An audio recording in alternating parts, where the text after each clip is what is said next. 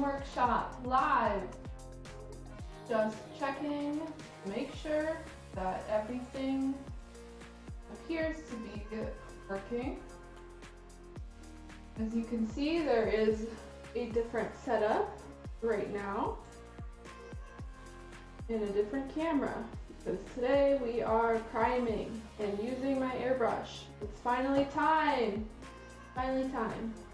So just testing a few things, making sure that my setup is okay, making sure that everything's connected,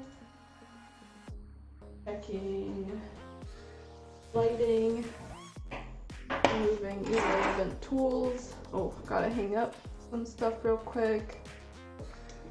Let me know if anybody's around, if you can see me or hear me. Just going to this real quick.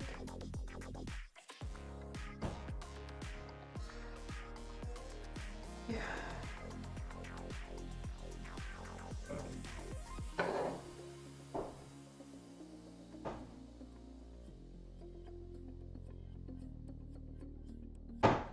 And set this up.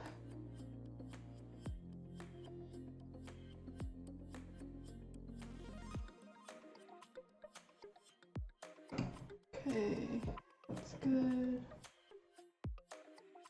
Do this again. Okay, where did that piece go? Move that.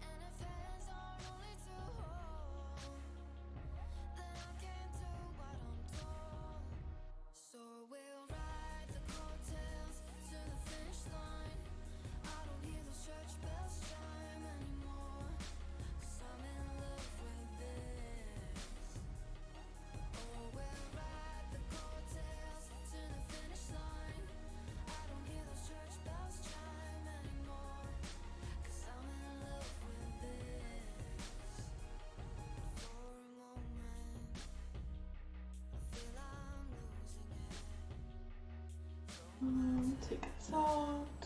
Whoa.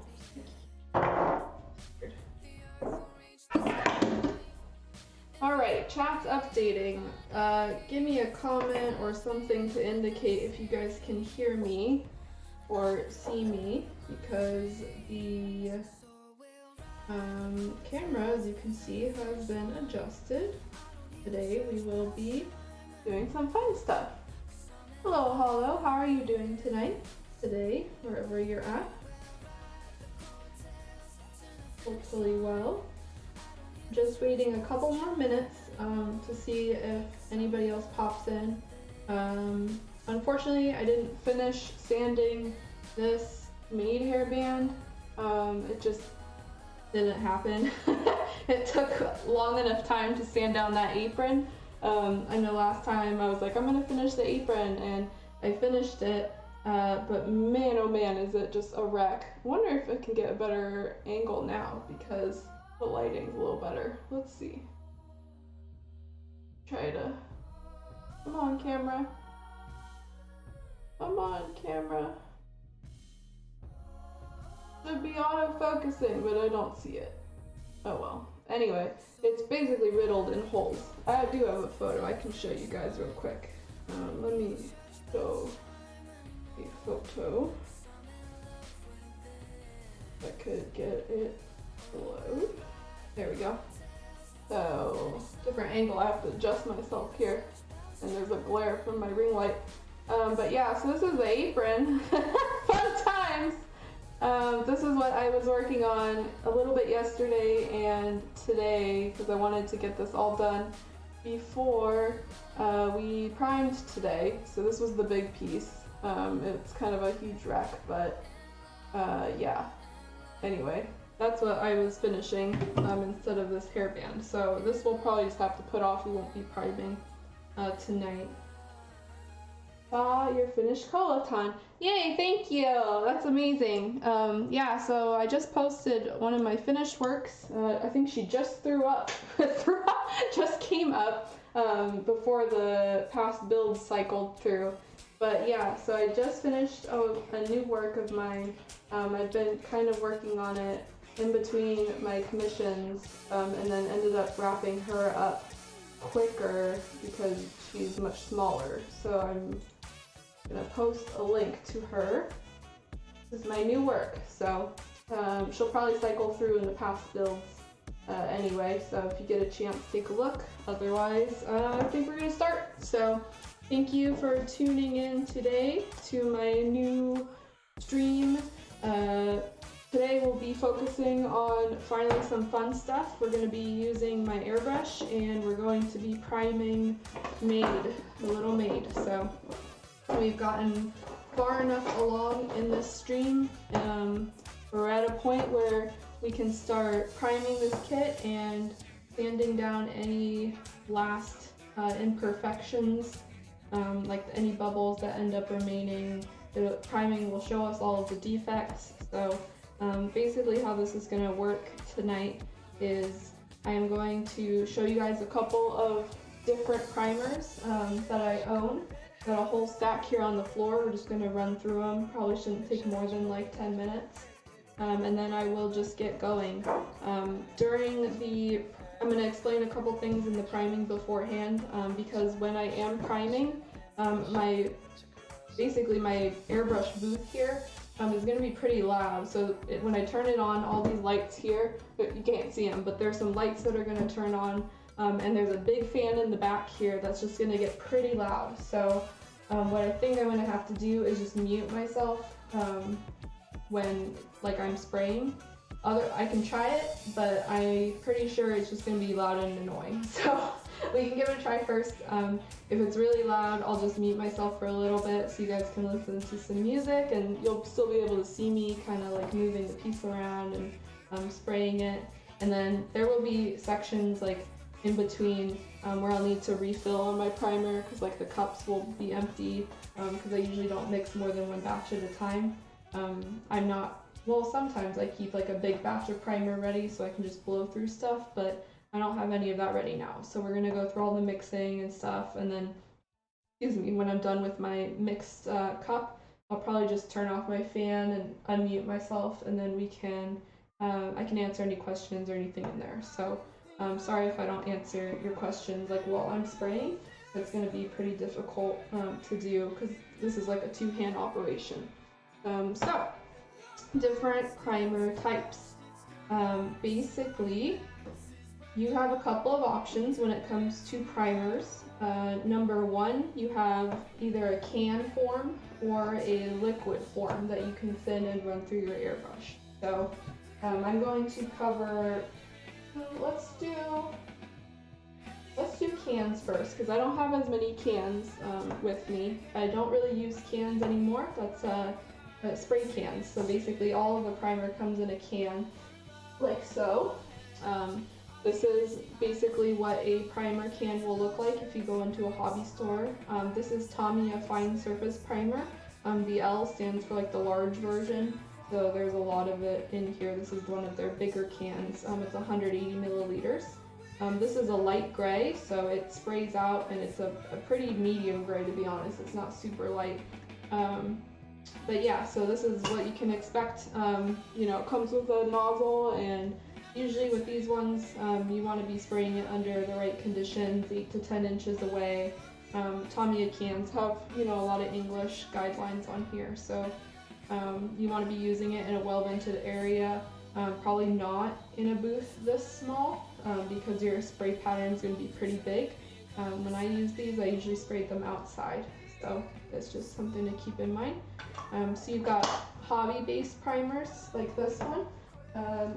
I also have a clear primer that I have not opened, so you can buy colored primers or clear primers. As you can see, this says it's clear. This I basically decant. We covered that in kind of one of my previous streams. So decanting is when you extract all of the liquid and propellant out of a can so you can spray it through your airbrush. So I purchased this specific brand, GK Surfacer by Zoke Mura, to use for clear spraying.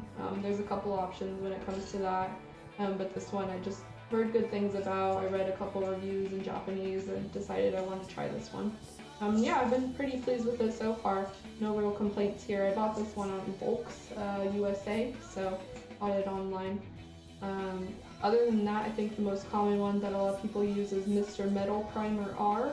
It's a little liquid jar. I don't have it, unfortunately. I almost bought it when I was at the hobby store like a week ago, but I didn't buy it, and so I don't have it to show off. But it's a little like red and yellowy clear jar, little glass jar. I'll show you. I have a couple like that. But yeah, so that's another option of a clear primer. The last one is more of a generic primer. This is an automotive primer that's black. So I used to use this, or technically dark gray, but it's really black when it comes out. Using big craft sprays or automotive primers is another thing that people do when they typically start building kits. You want to get a lot of bang for your buck, and so you can buy these huge 12-inch jars or 12-ounce jars of stuff to use, and it lasts forever. So if you got a lot of big pieces, if you're just starting out, this is something that you can use.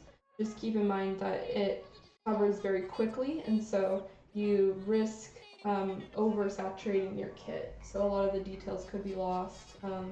It also is a little bit temperamental, so there's different conditions you have to be mindful of. If the humidity is really high, you can have issues really quick. This one I specifically remember if it was too hot, the paint wouldn't come out, or the primer wouldn't come out nice and smooth. It was kind of like grainy to the finish, and so that is not ideal. Really what you want is like as smooth a coat as possible. No matter what, you're going to have to do a little bit of sanding after your priming, but you don't want your whole kit to be like grainy and dusty. So that's another thing with cans. You risk either getting too close or too far away, so it's a little bit that can be difficult to handle, as opposed to an airbrush where the area is very small. You can control the outflow, you can control how much thinner you add, that sort of thing. So just stuff to be mindful of. So these are all the cans I have on hand. Then I have a couple of different brands of primer liquid that I use. The first is, let me pull it up, the Mr. Color set, or Mr. Hobby set. So I've got 3 different types here. I've got white, gray, and then black. So one of each, basically. This is a line of surfacers and primers by Mr. Hobby. All of these spray really fine and nice. As you can see, the 1000, 1500 is referring to like the particles or something. So this is a really fine one, this 1500 black. And then these two are basically the white and gray equivalents. So I've never used Mr. Base 1000, White 1000 actually. I bought this just a couple days ago when I went to the hobby store, so maybe like a week, I don't know. But I have used the Mr. Surfacer 1000, I have used black. I like both of these quite a bit. They spray really nicely. If you're looking for, a liquid hobby one, these are a good option. Another one that I have is, let's see, Alclad's brand, which I put here because I 100% do not recommend this brand. So, all of these are like kind of fine, but I did want to show one that I did not have a good experience with, and that was Alclad 2's lacquer gray primer and gloss black base. These are meant to be used with the Alclad line of paints, but this product specifically, the gloss black base, has a notorious reputation among modelers for not drying, being really difficult to work with, staying sticky, and I did have that experience multiple times. So like at this point I just need to throw this stuff out, but I wanted to make a point of showing you guys one primer I don't like. just so you have, take a grain of salt. Lastly, the brand I use the most and pretty much my go-to is the Tamiya liquid form. So this product here is exactly the same as what's in the can. These are both gray. This is just a version that's meant to be thinned and run through an airbrush. So Tamiya makes both. This is my number one used. I run through this stuff all the time. Tamiya Liquid Surface Primer White is my favorite. So basically, I'm going to be using this one to thin and show you guys when I'm spraying the Maid tonight. We're going to be priming everything in white. I just kind of brought all of these out so you guys can see, the variety of primers available. Most of the time, primers are in white, gray, or black, but there are also ones that are red. I've seen blue ones. So you just need to pick the primer that works best with the color that you're planning to paint with. So basically, if you are interested in painting lighter colors, you probably want to use a white primer because those colors are going to show up a lot easier, and they're going to look brighter. So it's a lot easier to paint, like yellow on a white base than it is on a gray base. You're going to need a lot of different, a lot more coats, and it probably won't even look the same as it is when it's on a white base. The same with the black. Like if you really want like deep shades of blue and black and red, you can go with a black primer. I personally do not use black primer unless I'm painting metallics. Metallics show up really well under a glossy black base, like gold, silvers, chromes, that kind of thing. Color shifting paints, all of those show up really nice when you have black primed. So all of these have a different function and a different purpose. It just kind of depends what look you're trying to achieve. I know people that prime everything in gray and they don't have an issue. I know people that prime with a combo, and so they do like a highlighting. It's called like zenithal. I think that's how I'm pronouncing it correctly. Zenithal highlighting, which is basically using primer first to give your kit some lightness and darkness and shadows. Yeah, exactly. Yeah. So, sorry, I just finally got up and read comments. Yeah, so chrome won't show up under unless it's on a black base. So there's some things that you absolutely need it for. But yeah, you can also use combos. You can mix primers. You can do different things. And so I think that's pretty much it. Another topic related is that this stuff, these primers are not ready out of the bottle. They require thinner in order to spray it through an airbrush. So thinner is a liquid or a solvent that thins your paint or your primer to allow it to spray through your airbrush. And so it's kind of, the ratios depend, on a lot of things, on your environment, on your airbrush, that kind of thing.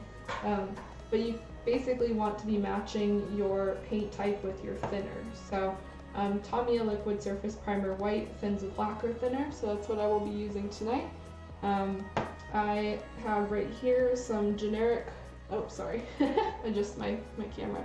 I have some generic Hobbies lacquer thinner. It's that same stuff I've been talking about. I have it right here, lacquer thinner, big jug. I use this to clean my tools. I also use it to some extent to thin my paints. I also have a bottle here of Mr. Color Leveling Thinner. So this is a hobby grade thinner that's meant to be used with Mr. Hobby paints. It can also be used to thin primer. I don't use a ton of this. It thins really well, and I actually just started using this specific one, the leveling one. I gave it a test run a couple days ago, and it seemed to work really well. So, excuse me, I'll be adding a little bit of that in when we're spraying tonight. But a little goes a long way with this. And the only difference with the leveling part compared to a regular one is that it has properties which will help, it will take a little bit longer to dry, but the paint and or the primer will just kind of lay smoothly, smoother on your kit. So that's why a lot of people opt for the leveling stuff. With that, I think, let's see. I think that's pretty much it in terms of like supplies. Other random stuff that I will be using. are medicine cups. So I have these plastic cups that I use. They're just, they've got 30 milliliters on them. I buy these off of Amazon or wherever, medical store. You can also use, oh, I don't have it. Let me grab it real quick. You can use a metal paint dish to thin and put your paint in. So this is a little more environmentally friendly because you can just like mix the stuff directly in and pour it in. But a lot of times I just opt for using the cups out of convenience. And because you have to like wipe down these every single time. And I'm already cleaning my airbrush every single time, so it gets a little annoying after a while. Yeah, basically, sealed medicine cups. The other thing I'll be using are some plastic pipettes. So again, these I purchased off of Amazon in bulk. And you can also buy these from like laboratory vendors. This is, I think, a 0.5 milliliter pipette. And so I use 0.5 milliliters because I find that with the 1 milliliter and the 3 milliliter, which are very common that you can buy, is just way too much paint for the kits that I'm working on. A lot of times I just take my measurements by using like 1 dropper of this, and 0.5 milliliters is enough for me. You may have to mix more or adjust more, but I'd rather use less than waste more. So yeah, I'll be doing that as well. We've also got some Q-tips that I will be cleaning my airbrush with. Airbrush is on, so you can see. I don't know if you guys can hear my compressor. So yeah, I guess one more thing. Basically, I have all of my kit pieces on an alligator clip. Any areas I had already drilled, so we did all the drilling and stuff before, and then I just stuck temporary brass wires in the heads and stuff, so that way we can clip them, and we can just, we don't have to hold the kit, we can just airbrush and spray it. Any that were a little too difficult have longer magnets attached, so I don't know if you guys can see it, yeah, but there's a little long magnet attached here where there was just like a regular magnet, so that way I can just have it attached and I can just spray it. So all of my pieces are sitting on a plank of wood over here that I basically drilled out so I can just stick the clips in. There's certainly like corrugated cardboard and specific hobby stands that you can buy, but I just figured I might as well use a plank of wood. Okay, so I'm not exactly sure how long this will take. If it takes less time than I think, usually my priming sessions are like an hour, maybe 45 minutes, so we'll just see how this goes. If we have any extra time, I can either work on this hairband some more, or I've got a couple of like spoons with other stuff I need to test, so I can just do some rando spoon tests. It's not related to this kit, but I do need to get them out of the way, and I bought a couple paints, so I do want to try those. So just kind of doing some fun stuff tonight, showing you guys how I use my tools, and we will go from there. So let me get, oh yeah, one more thing. I keep saying one more thing. When you are spraying, you absolutely need to have ventilation and a mask on, and so I will be using this mask. I also have a window open, you guys can't see it, so all of the air that gets sucked out will just go right out the window. So you want to have adequate ventilation as much as possible. I will be wearing this, so if my voice changes, that's why. If you guys can't hear me, let me know in the comments, and I can try to adjust things. But again, chances are I'll probably be muted while I'm spraying, so that's just what's gonna have to happen. It's just way too loud. It's loud even when you're in here, so I don't know how the camera will pick it up. So let me get a drink real quick.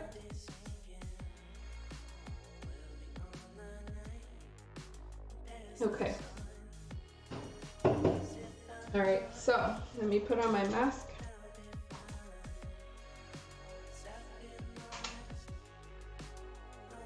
I've got my airbrush on already, so you can hear it. It's spraying. That's my compressor. So my compressor right now is not set to a specific PSI. It's just jumping back up to 40 before it auto turns off. Let's see. Next, we will take some cups. So I've got a cup right here. I've got my thinner right here. Generally, when I'm thinning primer, it will depend on your area and the temperature, that you have, your elevation that you live in. I guess I don't need my mask yet. It'll depend on a lot of things. Depends on your temperature, your elevation, what PSI you're spraying at, whatever. But I almost always thin my Tamiya primer 1:3 ratio, meaning I use 1 dropper, so 0.5 milliliters of the primer, and then 3 droppers, 1.5 milliliters of my thinner. So sometimes it's like up or down, depending on how it's coming out of my airbrush. But that's just what I do. I've seen 1.2, I've seen 1.2.5. All of those are acceptable. It really depends on what primer you're working with, and what your conditions are. So I'm gonna make sure this is all shook up really good.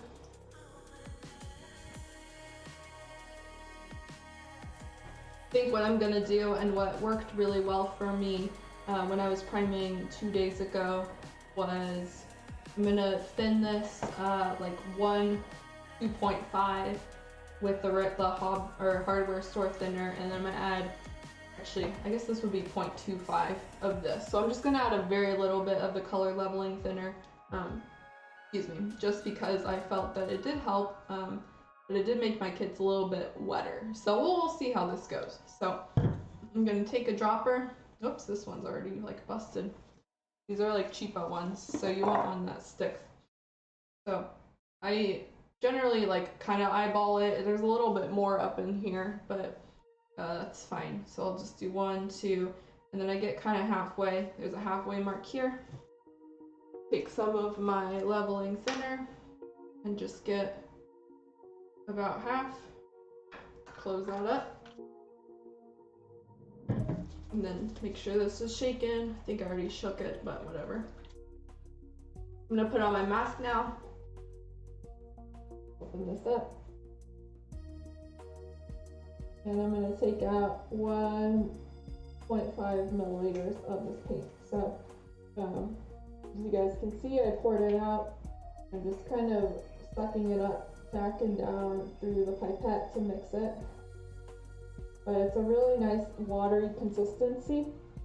As you can see, all of that, sometimes paint gets like chunked up here, but this thinned down really well. So this is what we call a milky ratio, and is what we want to see. So with that, let's do a trial run. Let me know if you guys can hear this, if it's really loud, okay? Warming up. How loud is it? Is it up, down? Overly loud? Okay, I'm gonna mute myself. Is it doable? Doable?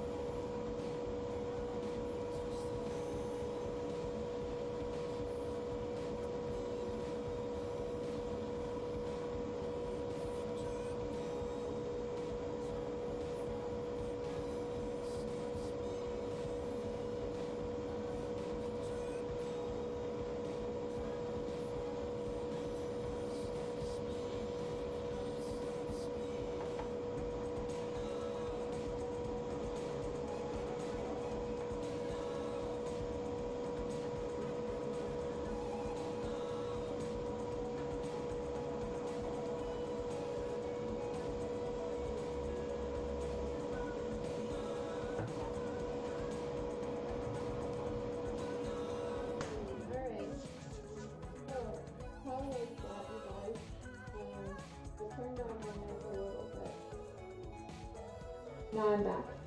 So I turned down my mic a little bit after I saw that comment, but hopefully it wasn't too loud. Basically what we just did is I used one like mix of primer and we just covered one piece. We covered her skirt. So I'll go over just a couple of techniques I used and then I'll continue. But first I wanted to say that right now I'm cleaning my airbrush. I basically do this in between every single run that I do, although sometimes it's not as extensive. So I just kind of clean the inside with a Q-tip, and then I rub kind of the inside of the nozzle, and that'll clean out any primer that got stuck in there during the spraying process.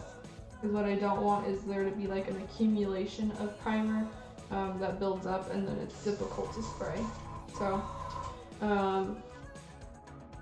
when I was priming, there were a couple of techniques that I used. As you can see, this piece is now a lot whiter. To compare it, here's what, well, let's see. Oh my god, this camera. Okay, so here's the white piece, there we go.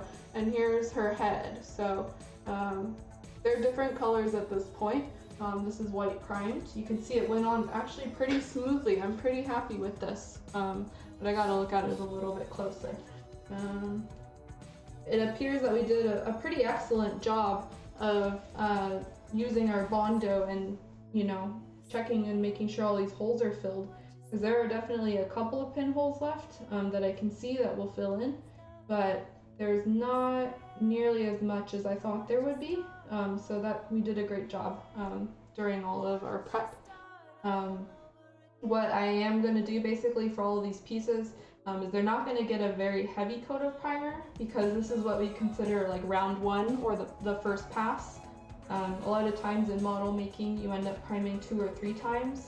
The first one is just the thin coat that allows you to see any defects that you missed, such as, you know, tiny holes we forgot to fill in, or if there's any scratches that you accidentally missed, or that you made with your sandpaper. Excuse me. Your first round of primer will allow you to see that. So we're not gonna like do a couple of, you know, coats on this. I'm just generally gonna cover the piece and make it change white, set it aside, and then we'll come back to it later. Excuse me. And we'll sand down, because what will happen next time is that we will be sanding down all the areas that I noticed are messed up, and we'll fill those in, and then we'll prime again. And so basically there's this process of priming and then sanding and priming and sanding until your kit is totally smooth and at a place where you're happy with it. In terms of this piece though, it looks great. There's a couple of, you know, whitish, or not whitish, darker specks here. And that's because the red Bondo is so strong, so it's going to shine through that thin white primer layer. That's totally okay. A couple more coats will fix that. If not, this piece is going to be darker anyway, and it'll have paint on it later, and so it'll work out. But yeah, so that's enough about that piece. I'm going to set it aside right now. I did want to just say a couple of brief things I do when I'm airbrushing that might help you if you are airbrushing. The first thing is that I only spray the pieces a couple of inches away. So as you could see when I was airbrushing, I was generally like right about here. So I really only spray, you know, 2, maybe 3 inches away from the kit. You really don't need much more than that. And any more than that, and I find that it gets that kind of grainy finish. And so you don't want to make your kit like sopping and coated. You can do that with top coat, that's a different topic, but especially for primer, you want to work in thin, milky layers. I find that gives you the best coverage, and it builds up the primer really nice. It allows you to sand down primer and add another coat pretty easily, so you don't end up with like, you know, 2 layers going on. The other thing that I did often is that when I'm spraying a piece, when I'm done, so like when I'm taking my finger off the trigger, I move away from the piece. And same thing when I'm putting, like when I'm about to start. You can see I was first started down here, and then I moved up here, and then I stopped over here. And so we do that because when the paint starts coming out, like initially right here, sometimes you get little splatter, like specks that come out. And so we don't want those specks on our kit. We want to just have a nice kit like spraying pattern. So we start here, go, and then usually go off or anywhere really. But you don't want to start and stop on your kit because you're going to get splattered that way. So just a small tip. So with that, I'm going to continue and mix another batch. Seems like the volume was okay, but I think I'm going to turn it down a little bit more just because I don't want it to be too loud. So we'll just start running through each of these pieces, I think. So if you have any questions, just feel free to comment. I will be, turning this off and on when, I need to mix more batches. So we'll do this. We use the same cup. You don't really need to change out your cup or anything. We also use the same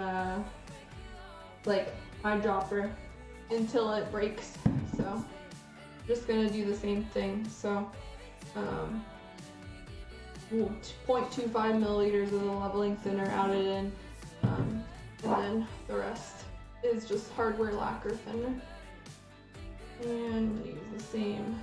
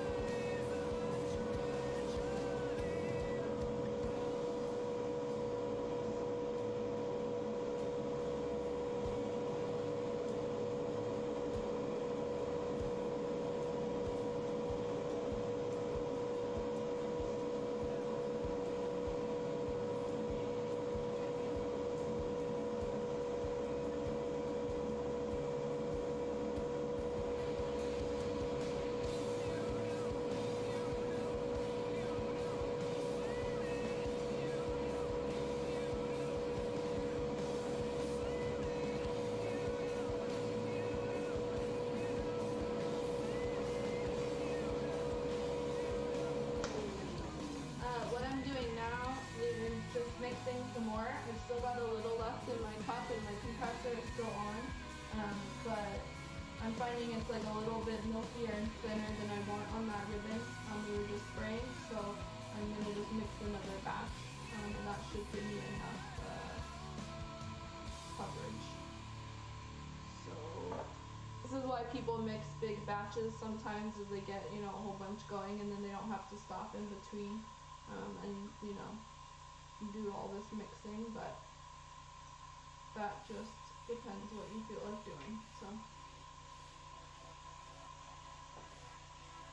usually I also just have this vent on, but I want you guys to be able to hear me. Hopefully you can hear me.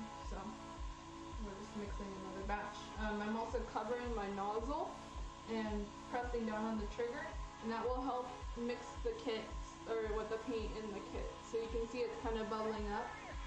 That's just something that you can do to help your, you know, circulation in your little cup. I don't know if that works with the suction ones, but it works with gravity feed. I don't recommend mixing paint in your gravity feed this way, but if you've already mixed it out of your cup and pour it in, you can do that to help agitate the thinner. Cool.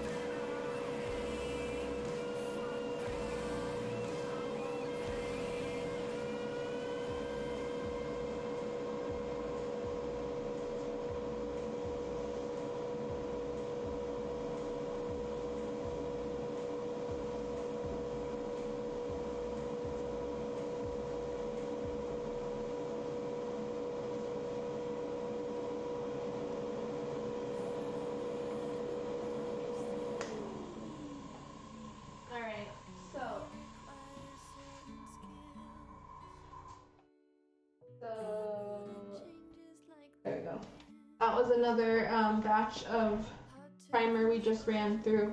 We were able to do a lot of the smaller pieces, so really all that's left now are her heads and body, including the back of her head. All of those frills and the apron also need primer, but thankfully she doesn't have, you know, a ton of pieces, so this is actually proceeding quite smoothly. So I'm going to clean my airbrush again. All I'm doing is wiping it out and kind of wiping around it. I usually just spray into a piece of like paper towel, but if you have one of these paint pots, you can also spray into that.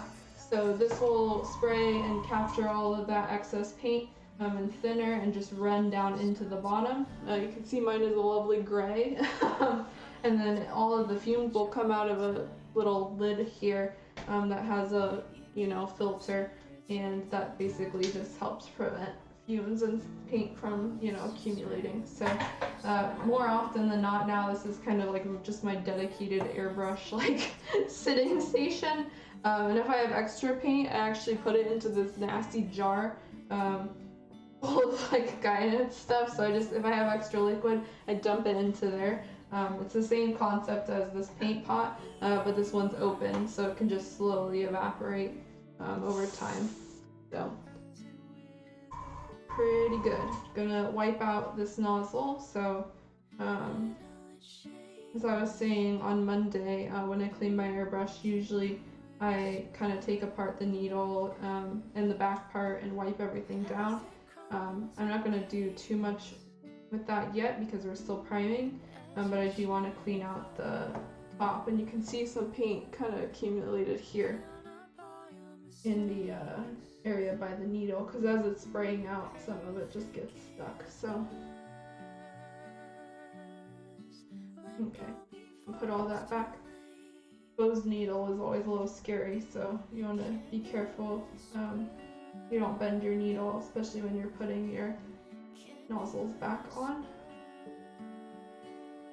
I also need to pour a bit more lacquer thinner. My cup in the back is getting empty, so I'm going to pour a little more.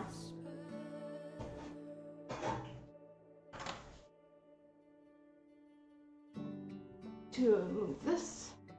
A little more.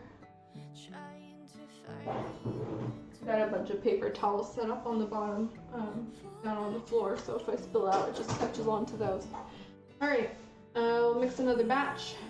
Most of the pieces we have now are bigger, so I'm probably going to need to be using like one of these batches for 1 or 2 pieces, so a lot more mixing up ahead.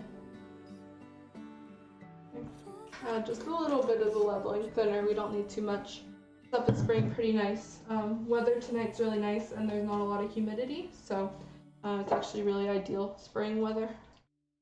Take up my primer again because it's been sitting for a little while. I do this kind of in between every one just to make sure everything's all mixed up. And here we go. I also do not want to hear this song right now, so I'll skip.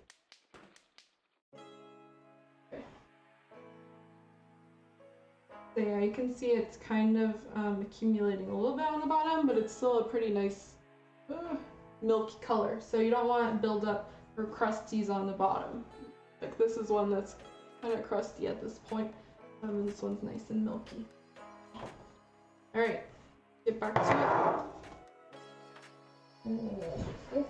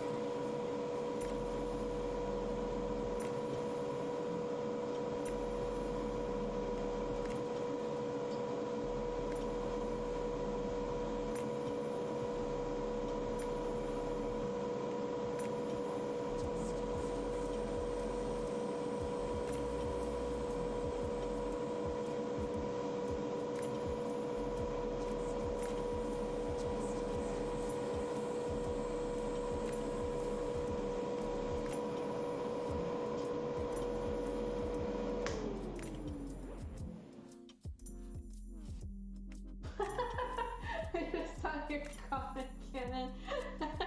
Yeah, so I stopped temporarily just because the only pieces left are the faces and her bloomers. But I do want to give this a really nice cleaning and have it like not gunked up before I paint the faces, because that's the most important part. We want those faces as smooth as possible. So I will have this on just for a little bit, but I'm going to keep my compressor at max, and I'm just going to clean out my airbrush real quick. Because I don't know if you guys can see, but right here it's all kind of white, and I don't want any of that. I need the nozzle to be clean. So yeah, that's what's going to happen next. So I'm just putting some thinner in right now. I'm going to tear off a piece of paper towel, and that way I can wipe all of this out.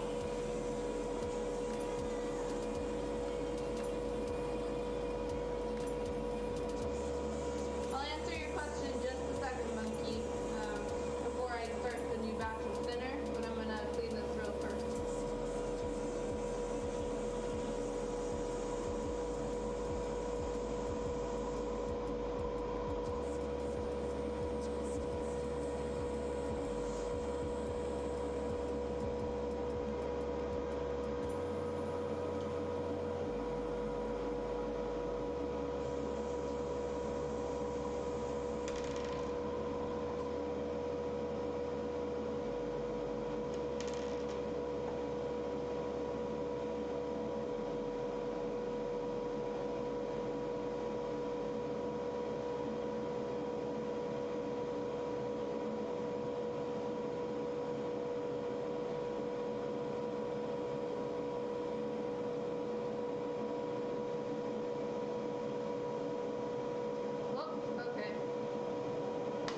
Small technicality, I just took the trigger out somehow. So I will answer your question while I repair this. Would you take apart your airbrush to clean if you were to spray like a different color each time? Depends if you mean like a full cleaning like this with taking the trigger out and all of that.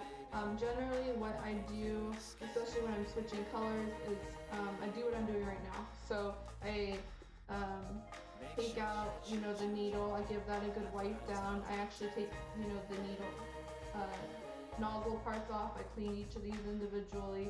I clean this area here, like the little place where the needle sticks out, because that gets gunked up too. And yes, I do this in between every color. So usually I like have a plan per day of like what colors I'm gonna work on, and that way, or like what types of pieces I want to do, and then I'm basically know when I'm gonna be cleaning it. But I don't want to like switch to blue, have to clean out the blue, put in the white, and then clean out the white, put blue in again, and so it's much easier if I have it all laid out step by step for myself ahead of time. And less like cleaning overall involved then as well. But yeah, this cleaning process, what I'm doing right now, is pretty much what I do in between every single color, in between, cleaning, just making sure it's all nice and shiny before I start again. And it does get a little tedious. I feel like I spend a lot of time cleaning, but it's worth it. Alright, so that's all cleaned now. So I'm just gonna mix another batch of thinner. And primer. I don't think I need too much more. I might need maybe 1 or 2 more batches, because those faces are pretty small. And then the bloomers are the other big part. But yeah, for a comparison of colors, I don't know if you guys can tell the difference, but this is the primed piece right here, and this is the non-primed piece. So you see the whiter is a lot brighter than this yellowy color. Let me see some bigger pieces too. So these are her bloomers, and this is the back of her head. So pretty dramatic difference. And you can also see all the red and the leftover dust and stuff on this piece. Another minor thing that I did off camera, which you guys didn't see, is she had that little resin tab that was kind of jutting out that meant to fit into the base, this base here. I removed that and I added some pins so I'd be able to hold her, you know, like this on the alligator clip, but also because I'm going to replace that base with something a little more stable, and that way she'll have these pin supports and she'll be able to sit in her base and not kind of wiggle back and forth. So next time I do have like a test base so I can drill some holes and you can see what it looks like, you know, when it's not wiggling around. Alright, last bit of primer. I don't think I added, yeah, I only added the thinner in here, so I'm gonna add the primer now. I'm gonna put this back.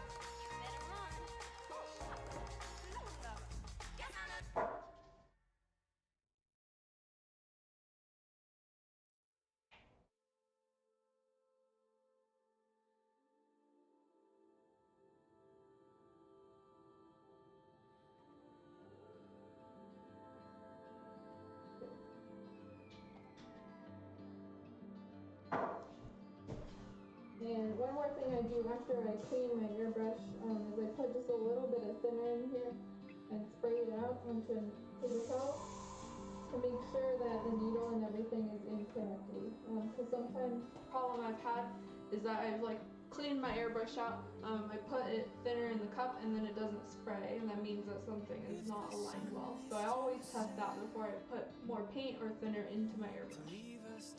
Well, everything looks good though, so we're about to start again. Whoa.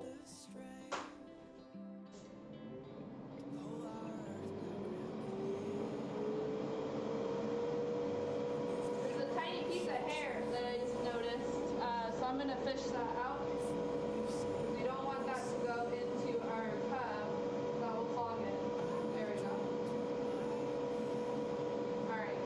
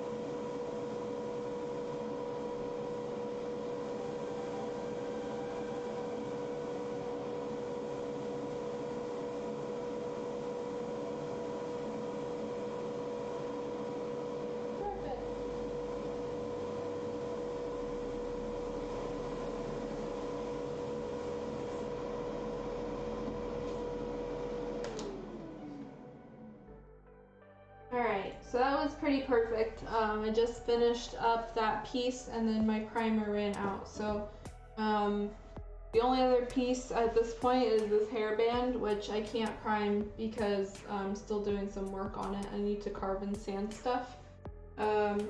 So I am going to clean out this airbrush. As you can see, it's like pretty nasty. Some of the paint fell.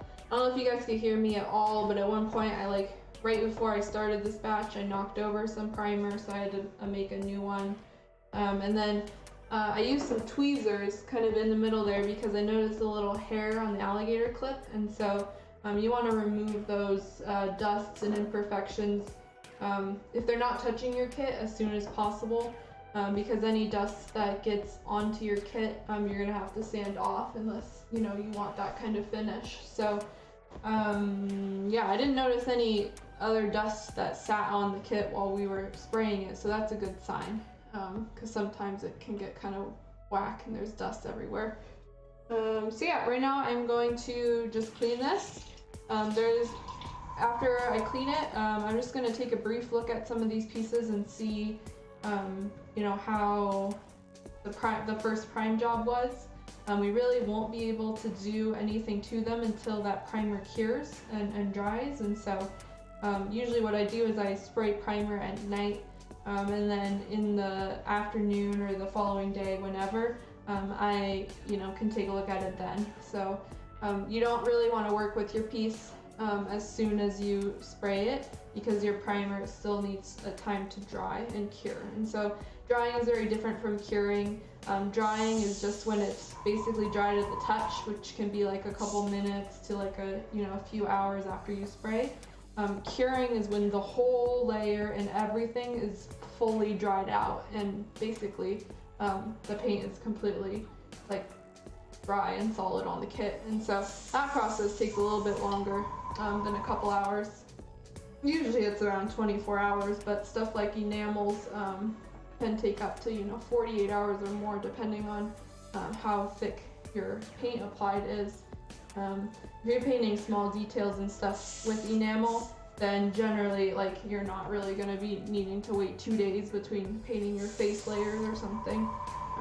But I still do the same thing that I do with my spraying, is I paint a layer, I wait overnight, and then top coat it, and so it generally takes me quite a while to work through paints and paint layers. So we'll have to see how that will work when we are painting stuff on this stream. Chances are I might have to go ahead and do 1 or 2 little things off camera for time's sake, but we'll figure it out. So yeah, right now I'm just cleaning this out. I don't usually take out the chuck like I mentioned before, but this trigger is being super fussy. It's like the second time it's popped up, so I'm just gonna fix it real quick. And then other than that, there's not too much more we can do tonight. I will be around until 10, and so I'll kind of just be testing some paints that I bought. I have these Mr. Color paints that I need to try for a commission I'm working on that I bought, and then I have some spoons and other stuff to do. So this is not related to the Maid kit, this is just stuff that I need to do. So if you want to stick around for that, feel free. So yeah, let me just wrap this up real quick.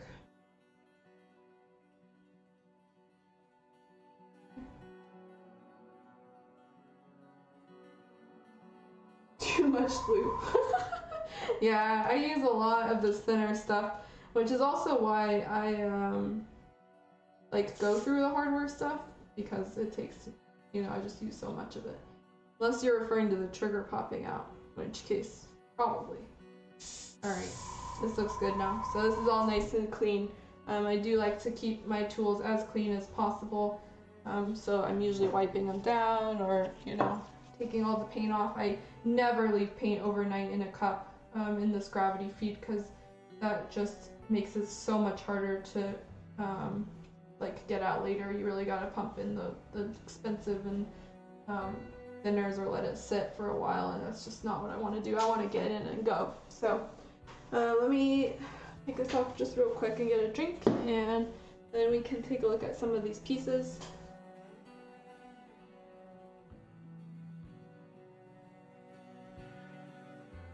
hopefully this has been interesting so far. Actually, like, I keep looking, you know, at my stream, and I think it's really nice. I wish I could zoom in a little bit more. I might be able to. Yeah, I guess I could zoom in a little more, but then I'm usually working like right here, so you wouldn't see it otherwise. We'll figure it out. Still kind of testing. Also, like, stuff that I just kind of keep or throw away. Usually I just keep these empty ones until they break. Which I'm actually surprised these are holding out so long. Usually they kind of break along the seam line right here pretty easily, but this one's being good. And then you get like the ones that you've been using, and so if you plan to continue using them, sometimes I keep these around, otherwise I just throw them away if they get clogged up. Random tools.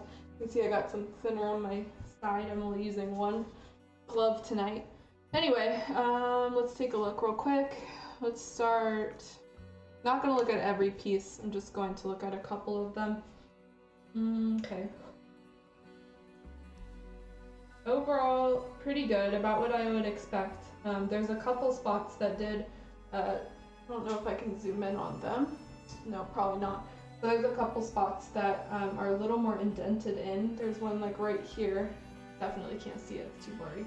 But that's an area that it looks like it was puttied a little bit, but we're gonna have to add some more putty in it. And so really, yeah, this first layer of primer is just to notice all the spots we missed, as well as any scratches. And so there is definitely some outlines and putty spots.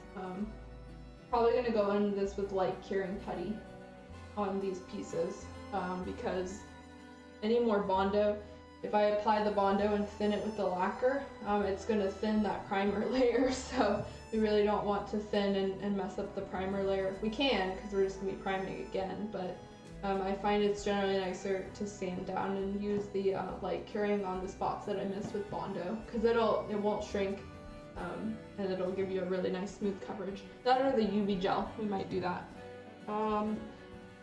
Another random one, let's pick up this hair head. The head actually is really nice. A lot of the work we did filled in really well. Some of these putty spots with the Bondo, you can see the outline of the putty hole, and so it doesn't look like it looks like the Bondo filled it in, but not all the way. So there's like this tiny little indent with a circle up in the pieces. So we'll have to, once we sand it down, we'll see. One more piece. The dreaded apron. Surprisingly, this one filled in really well. I think a lot of what the smearing I did with the Bondo really helped this piece, because the apron was like had so many holes, and especially in the bottom. But those are, I can't really even see the holes. There's a couple left that I'll have to putty again.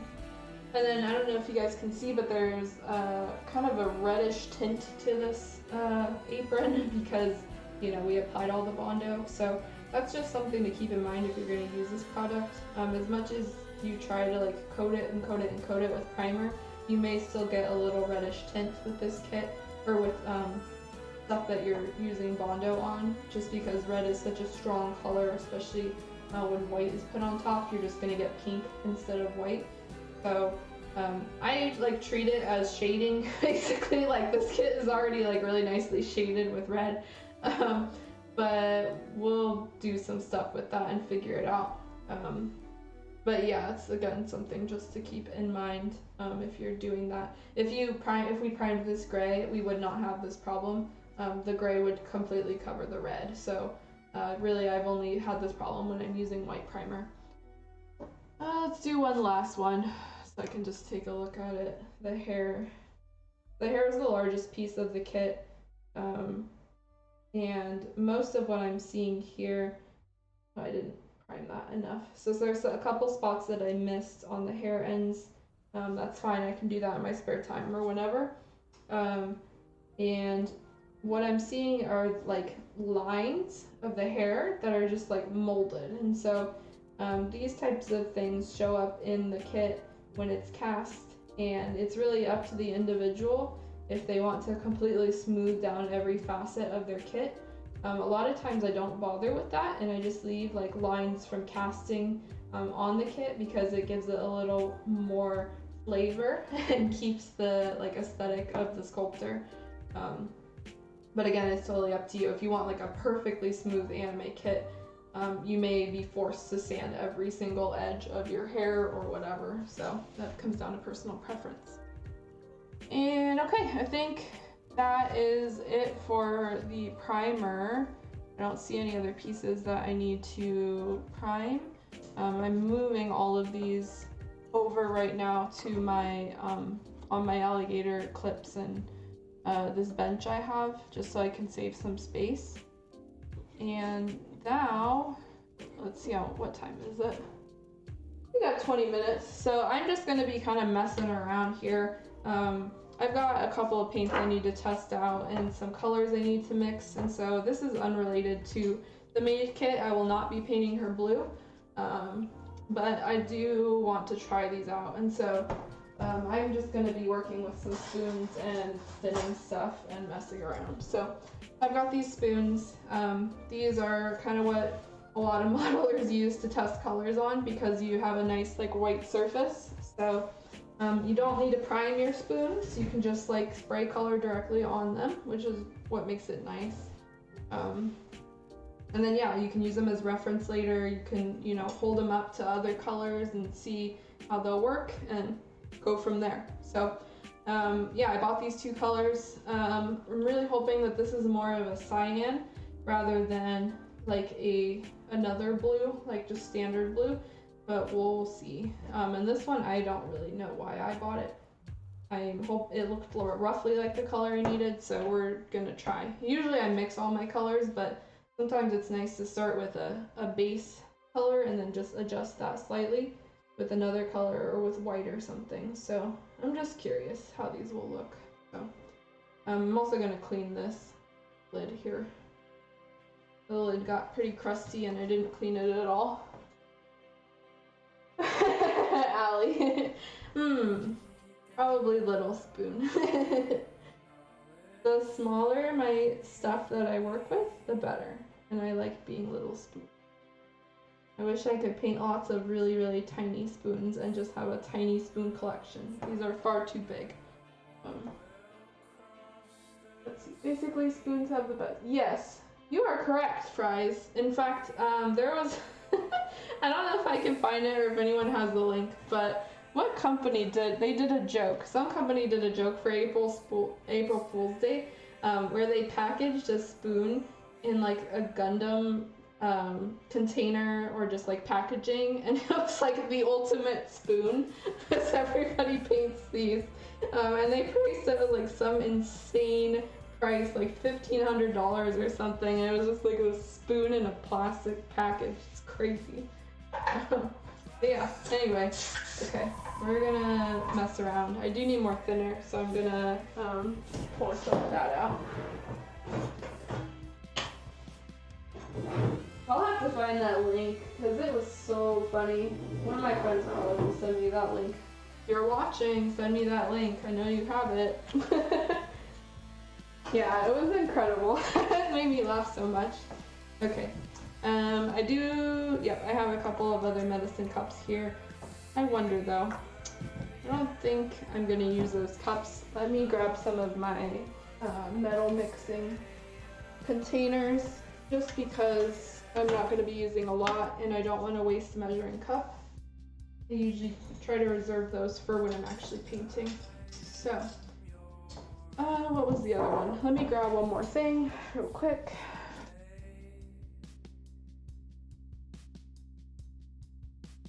Alright, I got one other thing I'm going to do real quick, a spoon commission, so I'll do this one last if time allows. So these are Mr. Color paints. They are lacquer paints, so these are lacquer paints. They thin with lacquer thinner, they thin with Mr. Hobby thinner. This is what they go together. You don't necessarily need the color leveling thinner. They also sell just a regular standard one. I have found that while Gaia Notes are great with the standard like hardware store lacquer thinner, Mr. Hobby is not as much.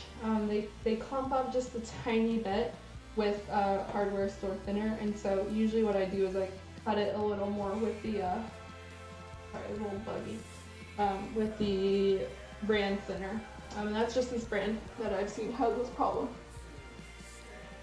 Yeah, Mr. Color is great. I've been using them slightly more because stuff is getting difficult to find due to coronavirus. So, oh, did this finally die? Nope, we're good. Yeah, they also have a wide variety of colors available, so that is helpful too.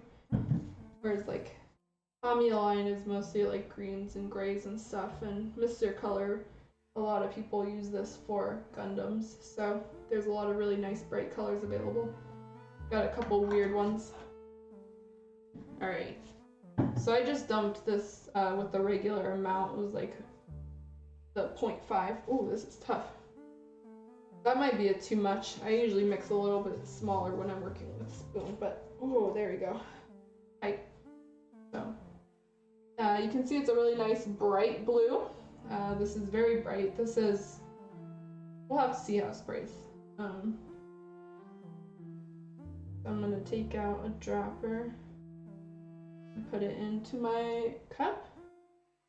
I'm gonna do the same thing that I do in the plastic cup, except it's in a metal tin. So I'm just cycling it back and forth. And instead of pouring the cup directly into my airbrush, I'm going to pipette it out of this metal plate and put it directly into my airbrush. I don't know if you guys can see this or if it's off camera. Okay. And then pretty much right after that, we can wipe down this container. Any extra that I have, I'm just going to pour it back into the paint pot. You do like dilute it a little bit because you've got your thinner that you put in there, but I haven't really noticed that significant of a difference. So. All right. Yeah, this is the benefit of using the metal tins, is you can just clean them right away. But at the same time, like, you know, you have to clean it right away. So, okay, put that back, and we are going to spray. I'll probably get a lot of use out of these. We'll see. I'll probably do like 2 or 3 spoons with this color. I'm gonna test it with varying levels of intensity. So one is like a really thin layer, one's a thicker layer. You'll see what I mean. Let me grab my ventilator and turn this on.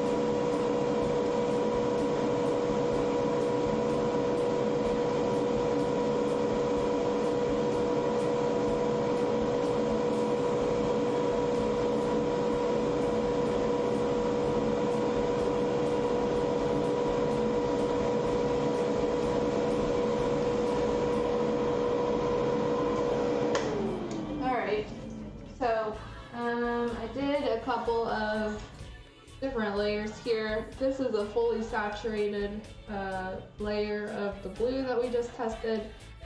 This is kind of there's some dust that accumulated on the spoon. This one's kind of a hybrid, and so I went a little lighter in the bottom and then heavier on the top. And this one was just like kind of a really thin layer all over. And then I wanted to do the edges darker, but I ran out of paint, so no worries there. There's like a weird line here, or a matte area that's kind of like a darker color, and I think that's just because the spoon is poor quality.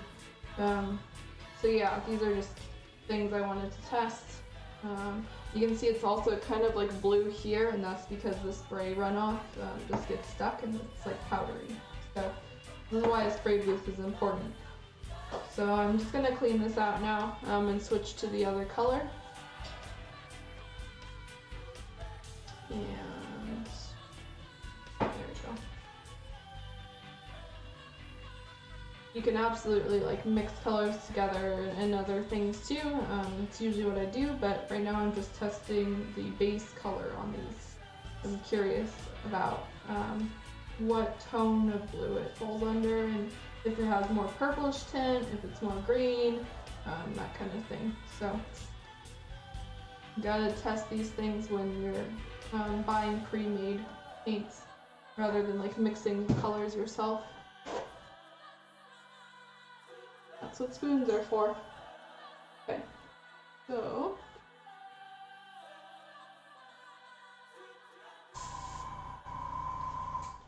I'm gonna do a quick clean there, and I'm not gonna pull the needle out for this one. I'm just going to clean out the top here.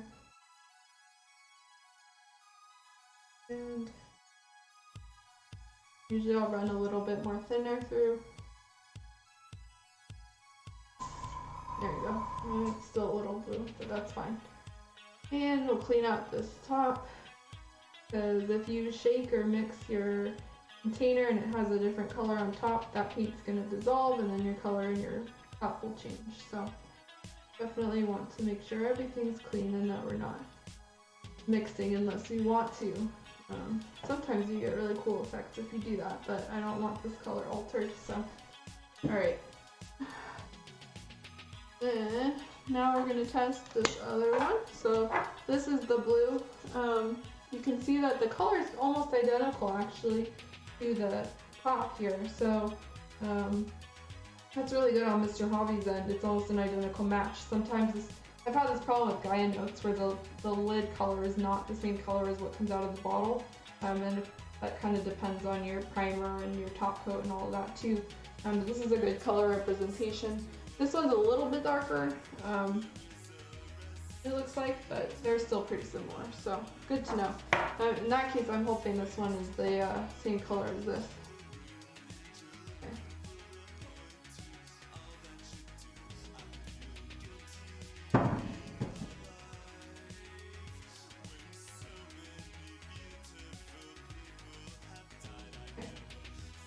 Probably should have added a little more of the Mr. color, but whatever. Okay.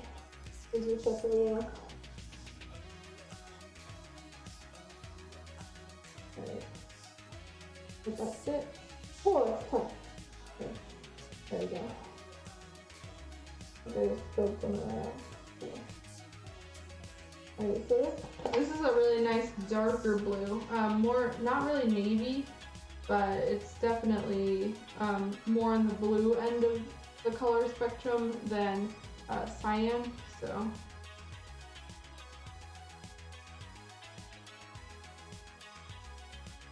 yeah, this is a very typical blue that I would expect. The Gaia Notes standard blue looks like this too. But this one is a special color, so it's not like I didn't buy regular blue. This is like, I don't even know how to say that. Cyan Blue Impulse. Oh, okay. We'll try it. Need more spoon. Building 3 again.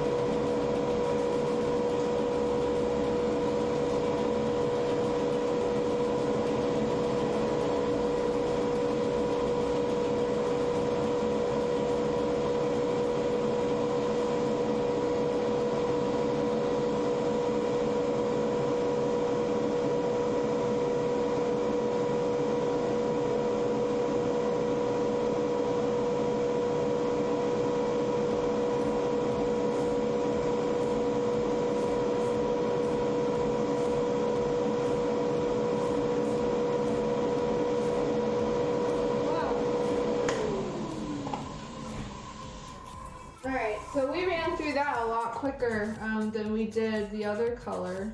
Probably laid this one on too thick, but it really blew through really way faster than the other one. I didn't even finish getting to this point that I wanted to, so that's whatever. For comparison, these are the two colors. So one is this is definitely more on the cyan color scheme of things, whereas this is just like a definite blue. Very close to the Guy Notes regular blue. Not as happy with this one. I generally prefer cyans when I'm mixing things and using other colors, so I wonder how this compares to the Guy Notes cyan. How much time do we have? Probably not enough to test some of that stuff, but let me clean out my airbrush, and then I got one more like spoon I officially need to test. Figure I might as well just do it now, and I'll keep that one for commission reference. So these two blues were just kind of messing around. And last one, I just need to do some white on a shaded area, so you'll see what I mean shortly. And then that will be it for tonight. Yeah, this blue is so strong, so we really gotta make sure that it all cleans out. So I'm gonna do a needle cleaning for this one.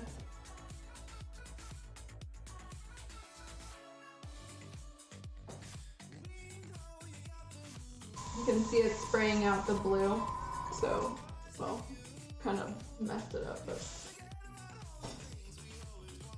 oh yeah, this needle is completely blue in here, so.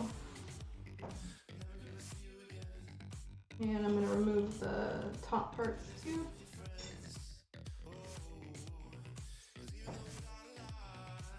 Wipe all these down. This still has some white on it from the primer too, so that was not cleaned off last time. Here. Yeah, usually I don't put on another glove. I'm left-handed, and so when I'm holding the airbrush, I don't usually want a glove on, so I just have this one spare one, and this is like the wrong size too.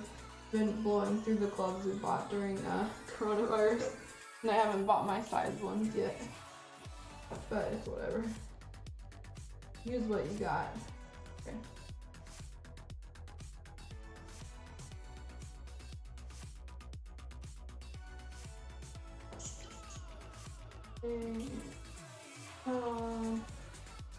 Run even more thinner. Sometimes I push it back and then spray it out through the front. Because when you pull the needle back, some of the paint gets stuck in this area back here. And okay. Make sure not to lose any of your pieces, especially this piece tends to get lost kind of easily, where you can drop it easy. Alright, so tiny bit more. Oh yeah, good. So that sprayed out the rest of the blue. So you can see it's really blue. This is pretty normal. When you're mixing and working with paints, you get some pretty wild paint owl colors. So last thing for tonight we're gonna do, don't need primer, probably just, yeah. So I've got some Guy Notes white, flat white that I'm going to be putting onto a spoon. Something that was weird, so I'm shaking it right now. And I also have this color here that I mixed. This is like a generic color that I use for shading clothes. I forgot the exact mix of this one, it's in my recipe book, but I just need to like coat the edges of the spoon, and then I'm going to top coat it with white, and that will allow this purple to shine gently through. So this is kind of my standard procedure I use when shading white these days. If you go on Twitter or on YouTube and look up masked modeler, so mask as in like wearing a mask, modeler is a Japanese YouTuber that used to put out videos on how he paints kits, and this is how he shaded. And I found that he was correct. This is a really nice color to use. A lot of PVC uses this kind of purple shading for their white clothes. So I'm just going to be taking a little bit out. Don't really need that much at all. And I'm going to spray it along the edge of the spoon. This is just reference for one of my commissions because I do have white on it. So I'm going to make a spoon for it. So I'll just extra.